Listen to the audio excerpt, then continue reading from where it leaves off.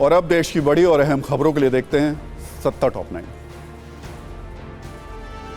2024 के चुनावी रण के लिए बेंगलुरु में 2 दिनों के लिए विपक्षी पार्टियों के महाजुटान में 26 पार्टियां शामिल हो रही है। कांग्रेस ने कहा कि सत्ता के लिए नहीं, लोकतंत्र बचाने और तानाशाह सरकार से छुटकारा दिलाने के लिए सभी साथ आए हैं।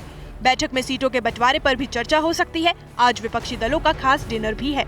बेंगलुरु में हो रही विपक्षी पार्टियों की बैठक में शरद पवार और उनकी बेटी सुप्रिया सुले कल शामिल होंगी। कांग्रेस अध्यक्ष मल्लिकार्जुन खड़गे ने कहा कि पीएम मोदी ने कहा था कि वो अकेले विपक्षी पार्टियों पर भारी हैं। आज वो हमसे घबराकर एनडीए की बैठक कर रहे हैं। हम जो कर रहे हैं वो देख के वो घबरा गए हैं।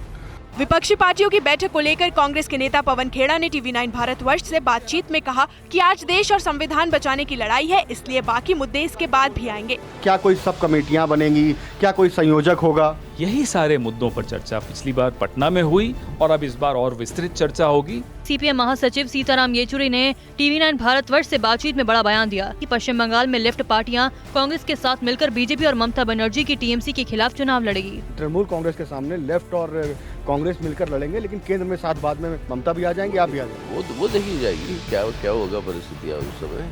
विपक्षी पार्टियों की बैठक में कॉमन मिनिमम प्रोग्राम बनाए जाने का प्रस्ताव लाया जा सकता है। 2024 का चुनाव मोदी वर्सेस जनता करने पर भी चर्चा हो सकती है। सीटों के राज्यवार बंटवारे पर चर्चा का प्रस्ताव भी लाया जा सकता है। सूत्रों के मुताबिक नीतीश कुमार को गठबंधन का संयोजक बनाने पर कांग्रेस को ऐतराज नहीं है।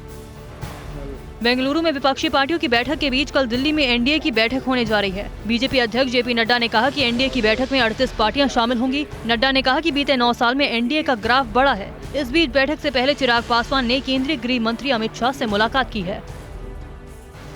विपक्षी पार्टियों की बैठक पर बीजेपी के रविशंकर प्रसाद ने सवाल उठाते हुए कहा कि दिल्ली के लोगों को बाढ़ के बीच छोड़ केजरीवाल का बेंगलुरु जाना पीड़ादायक है। बंगाल में हुई हिंसा पर भी कांग्रेस लेफ्ट चुप है। ये अवसरवादियों का गठबंधन है। इस बारात का दूल्हा कौन है?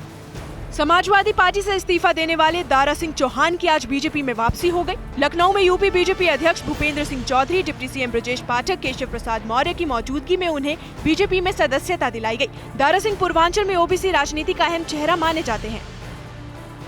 केजरीवाल सरकार से जुड़े केंद्र के अध्यादेश पर सुनवाई करते हुए सुप्रीम कोर्ट के चीफ जस्टिस ने कहा कि वो इस मामले को 5 जजों की संविधान पीठ को भेजना चाहते हैं। 20 जुलाई की सुनवाई में इस पर फैसला होगा। कोर्ट ने कहा कि सीएम और उपराज्यपाल को मिलकर डीईआरसी के अध्यक्ष का नाम तय करना चाहिए।